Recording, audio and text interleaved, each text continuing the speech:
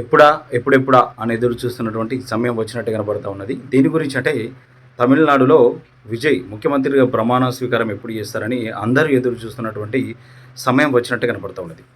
తమిళనాడులో అసెంబ్లీ నియోజకవర్గ స్థానాలు 234 అయితే అక్కడ మ్యాజిక్ ఫిగర్ 118 సీట్లు ఏ పార్టీ అయితే కైవసం చేసుకుంటుందో వాళ్ళు ముఖ్యమంత్రిగా అట్లనే అధికారాన్ని చేపట్టే అవకాశం ఉన్నది. మొదటిసారి పోటీ చేసిన టీవీకే పార్టీ అక్కడ అతిపెద్ద పార్టీగా అవతరించింది. మొత్తం 108 స్థానాలు కైవసం చేసుకున్నది. అంటే విజయ్ 2 స్థానాలలో పోటీ చేయడం, 2 స్థానాల్లో గెలవడం జరిగింది కాబట్టి ఒక సీటు మైనస్ అవుతుంది కాబట్టి 107 స్థానాలు. సో అక్కడ మ్యాజిక్ ఫిగర్ 118 సీట్లు వస్తేనే అధికారం చేపట్టాలని గవర్నర్ చెప్పడంతో ఎట్లా అని చెప్పేసి కొద్దిగా సందిగ్ధంలో ఉన్నటువంటి విజయ్కి కాంగ్రెస్ పార్టీ మద్దతు తెలిపింది. కాంగ్రెస్ పార్టీకి అక్కడ 5 నియోజకవర్గాలు కైవసం చేసుకుంటే ఈ 5 వాళ్ళ విజయ్ 107 మొత్తం 112 సీట్లు అయితే ఉన్నాయి.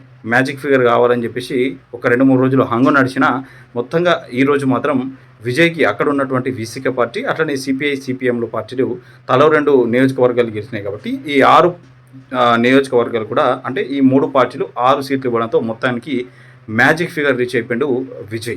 సో మొత్తం మీదుగా 118 మ్యాజిక్ ఫిగర్ ఇప్పుడు వాళ్ళ దగ్గర ఉన్నది. సో ప్రమాణ స్వీకారానికి నాకు తెలిసి మేబీ రేపు ప్రమాణ స్వీకారం జరుగుతుందేమో అని నేను అనుకుంటున్నా.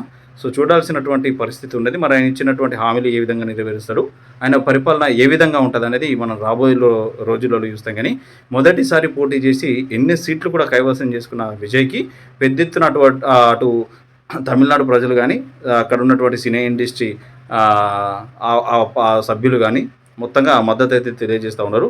ఇక మరి రేపా ఎల్లుండా విజయ్ ప్రమాణ స్వీకారం ఖచ్చితంగా ఉంటుందని ప్రస్తుతం సోషల్ మీడియాలో వార్తా కథనాలు వస్తున్నాయి. చూడాల్సినటువంటి పరిస్థితి కనబడతా ఉన్నది.